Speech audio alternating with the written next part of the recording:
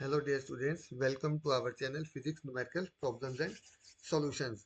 तो dear students, आज जो हम क्वेश्चन सॉल्व करने वाले हैं वो क्वेश्चन नंबर 35 है जो 2026 के जेई मेंस के एग्जाम में पूछा गया था। तो इस क्वेश्चन में हमें बेसिकली दिया क्या गया है कि इलेक्ट्रिक फील्ड दिया गया है प्लेन इलेक्ट्रोमैग्नेटिक वेव की, जो कि वाई डायरेक्शन में हमारे पास मूव कर रही है।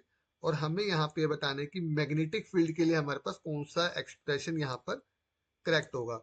तो डियर स्टूडेंट्स, हम बेसिकली करते क्या है कि जेई मेंस में अगर हम हर एक क्वेश्चन को डिटेल में सॉल्व करेंगे, फॉर्मूला यूज करके सॉल्व करेंगे, तो इतना टाइम नहीं होता आप लोगों के पास उसको सॉल्व करने के लिए। तो इसलिए अगर जेई मेंस में हमें जल्दी से जल्दी उसको सॉल्व करना है और टाइम बचाना है अपना जेई मेंस के लिए, ताकि बचे हुए टाइम को हम एक्स्ट्रा क्वेश्चंस में जहाँ पे टाइम देना जरूरी है वहां पे दे सके। तो उसके लिए हमें इम्पोर्टेंट है कि कुछ क्वेश्चंस को हम मैक्सिमम से मैक्सिमम क्वेश्चंस को हम ट्रिक से करें, ना कि उसको सॉल्व करके करें। तो यहाँ पे अब जो क्वेश्चन हमने उठाया यहाँ पे 35, इसको हम ट्रिक से सॉल्व करेंगे। किसी तरह कोई हम मैथमेटिकल फॉर्मूलाज वगैरह यूज नहीं करेंगे, सिर्फ कॉन्सेप्ट बेस पे करेंगे। देखिए हमारे पास यहाँ पर इलेक्ट्रिक फील्ड दी गई है और ये है फेस, जो साइन के साथ ये लगा हुआ है ये फेस है। तो जो इलेक्ट्रोमैग्नेटिक वेव होती है उसके अंदर इलेक्ट्रिक और मैग्नेटिक फील्ड दोनों क्या होती है, सेम फेस में होती है। दोनों किस में होते हैं, सेम फेस में होते हैं। इसका मतलब जो हमारे पास यहाँ पे जो एक्सप्रेशन होगा मैग्नेटिक फील्ड का, उसमें ये वाला जो साइन वाला ये पोर्शन है ये बिल्कुल एग्जैक्टली सेम आएगा हमारे पास।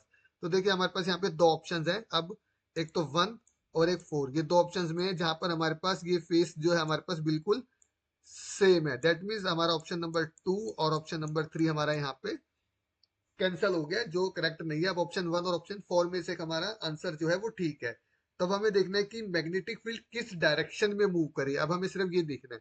तो देखो हमारे पास यहाँ पर क्या है, इलेक्ट्रिक फील्ड का जो यहाँ पे हमारे पास प्रोपगेशन है वो किस डायरेक्शन में, एक्स डायरेक्शन में।